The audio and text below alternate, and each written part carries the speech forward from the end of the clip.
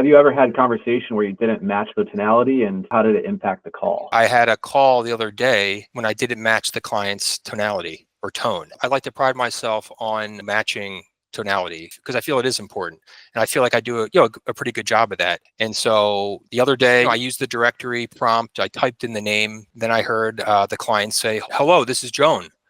And of course, I was excited. I was excited knowing I was speaking to the DM, which it's always a good feeling. But I believe I said, "Hello, Joan," too loud and aggressive. Then I went right into the QP, and I kind of knew it in the beginning when I said her name. I just feel like I just initially did not match her tonality. Then I went right into the QP, the quick prop.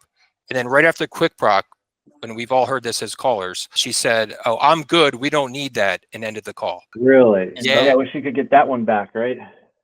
Big time. There was some type of moment that you felt like, oh man, if I could get that back, I would have done it differently because it may have helped the conversation. What was that moment where you feel like you could have at least extended it beyond what she gave you? I feel like if I just matched her tonality with the way I answered her name and then kept that same tone, I felt if I mimicked the tone, not only the way I said her name, but even during the quick prop, I think I was just like overly excited or too forceful. It kind of killed the energy there. So maybe you answered like you were excited. "Hey, Joan, oh my gosh, it's you. It's Patrick." Right? And it was a camp that I was struggling on too, Ryan. It was a camp that I think I had one appointment on the new camp, but I knew the camp needed another good lead.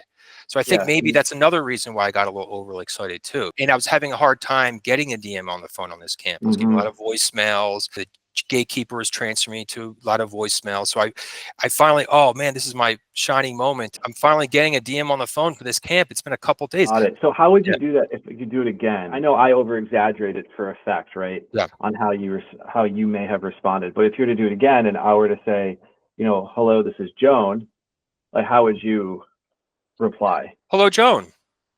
This is Patrick with," I think I would have been just more mellow. I would have toned it down, like more like that, the way I just said it. As soon as she ended the call, I put my headphones down. I got out of my chair and I paced around my workstation area, and I had to shake it off and then just get composed for the next call. But because I normally feel like tone will not be the issue why I would lose the lead. And normally I feel like 9 times out of 10, I always match the tone correctly.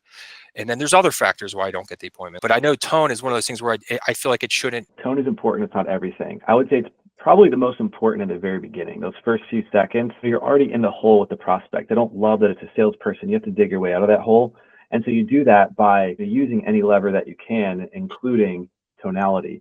By matching their tone in the beginning, it calms them down because you're kind of diffusing any negativity on the call by sounding like someone that they would want to talk to. And so if you don't match that in the beginning, it can kill it too early. It's almost better if the conversational energy changes later in the conversation than it does in the beginning.